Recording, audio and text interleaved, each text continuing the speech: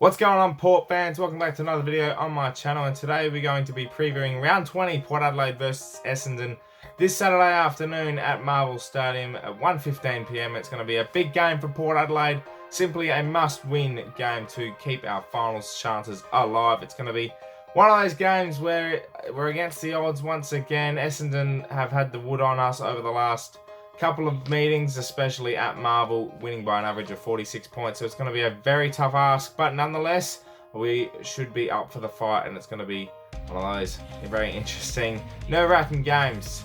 Let's preview this week's game and see exactly what it's going to bring. Marvel and Essendon haven't been a great hunting ground for Port Adelaide since its introduction into the year 2000. Port Adelaide got smashed. They played the first ever game that Telstra Dome or Dockland Stadium held back in 2000, and it wasn't a pretty sight, and we haven't had a great experience since then, losing our game this year against Collingwood by 40 points, and we average, as I said in the intro, 46 points is the average losing margin in the last two games for Port Adelaide against the Bombers.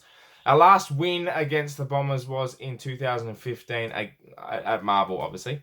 Was in 2015, winning by only 13 points. So you can expect a game from Port Adelaide, which is going to be, well, body on the line type stuff, because it's do or die this week. But let's have a look at Essendon first before we get into the game notes.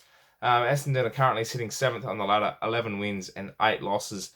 They've been the form side of the comp over the last 6 to 8 weeks. They've won their last 5 games, and they've won games against bigger clubs and games they shouldn't have. They bet GWS in very late in that game. Obviously, Gold Coast they bet last week after being down for a majority of the game, and they won in the last second. They bet Adelaide in Adelaide only a couple of weeks ago, and they're probably one of the form sides of the comp at the moment. And a game coming up against Port Adelaide, who've lost the last 3. Lost by a point last week against GWS. And they just haven't got things going at the back end of this season, and a similar season-ending curse like 2018 had, where the last 7 games we only won 1 game. At the moment, it's starting to pan out that way for Port. Only won one of the last 5, which for Port's sake is not a great stat.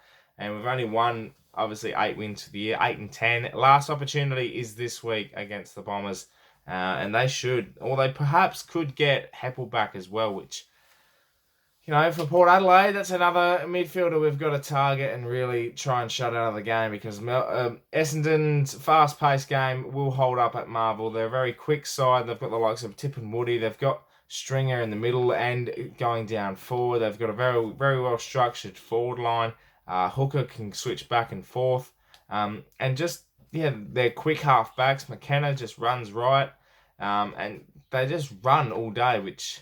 for Port Adelaide, we're supposed to be known for that. It's supposed to be playing a fast, quick brand of footy, running all day long, but we just haven't seen a big portion of that throughout this season. It's only been little bits and pieces, which is something Port Adelaide have obviously tried to fix with their inconsistencies. Looking at some of the game notes now, as I said before, it's the last chance for Port Adelaide to make the 8. They lose this, it's basically bust. Mathematically as well, it's just not going to be great. 8 and 11.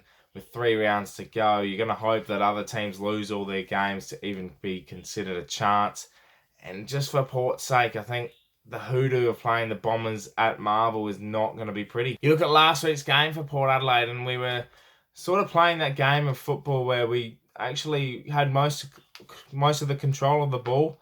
And then just at stages, we just couldn't capitalise on opportunities, and our forward 50 dilemma with our structure down there just wasn't working, and it hasn't been for quite a while. We were switched on, but we just couldn't take our chances, and every time we got an opportunity, we missed them in front of goal. 7 goals, 13. At Marvel Stadium, you're going to have many of opportunities to kick goals. It's a fast game. It's indoors. There's no wind. There's no conditions to change. This is a Port Adelaide type of football where it's perfect conditions.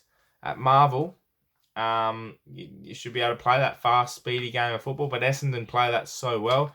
They obviously played Gold Coast last week and nearly got pinched at the death, but a couple of late goals really helped get them across the line. Port Adelaide, I've obviously, they're number 1 for majority of the stats, clearances, inside 50s, just disposal efficiency, contested marks is a real, it's a top first bottom type of effect. It's number 18 in the comp for those stats, and then first for clearances and inside 50. So this week's going to be very much a midfield battle, but if there's one thing that's really going to affect this game the most, is the fact that Port Adelaide are just going to simply take their chances. They get so many opportunities, they get momentum, they can get a quick 4 or 5 shots on goal, and we've just got to take them.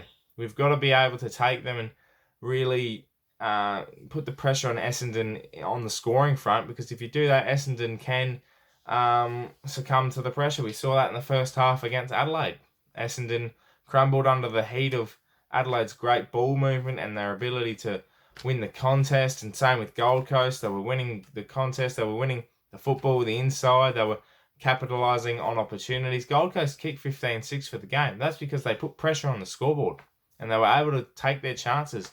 Essendon obviously ran over the top of them in the end because they're just a better side. But Port Adelaide and Essendon on their day are very similar teams. They're both pretty well sounded football clubs, and you can watch them really well. The midfield battle is going to be a very interesting one this week for both teams. Obviously, teams like you've got Merritt, you've got Shield in the middle there. Stringer can go through, and they're very. If Heppel comes back as well, that's a very strong midfield.